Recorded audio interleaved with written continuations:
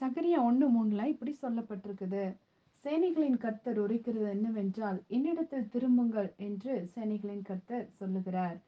உணர்வில்லாத இஸ்ரவேல் ஜனங்க தங்களோட கேட்ட ஒவ்வொரு நாளும் அதிகரிக்க தேடின போது கர்த்தர் மன உருக்கத்தோட எருசலேமினிடத்தில் திரும்பியதாக வேதம் சொல்லுது. என் ஆலயம் அதிலே கட்டப்படும், எருசலேமின் மேல் அளவு நாள் பிடிக்கப்படும் சொல்லி சேனைகளின் கர்த்தர் கூறியதாக சகரியா தீர்க்கதரிசி சொல்றாரு. அது மட்டும் இல்லைங்க, இன்னும் என் பட்டணங்கள் நன்மையால் பரம்பி இருக்கும், இன்னும் கர்த்தர் சியோனை தேற்றரு பண்ணுவார், இன்னும் எருசலேமை தெரிந்து கொள்வார் என்று எழுதப்பட்டிருக்குது. அப்படின்னா அதனோட அர்த்தம் என்ன? இஸ்ரவேல் ஜனங்க அதிகமா கர்த்தரை விட்டு விலகி தங்களுக்கு கேடு விளைவித்து கொண்டே இருந்த சூழ்நிலையிலும் கூட கர்த்தர் அவங்கள எவ்வளவா நேசிக்கிறார் என்பதை இது மூலமா நம்ம தெரிஞ்சுக்கலாம்.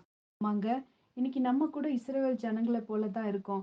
ஆனாலும் கூட ஆண்டவர் நம்மளை தெரிந்து கொண்டு தேற்றரவு பண்ணிக்கொண்டே தான் இருக்கிறார்.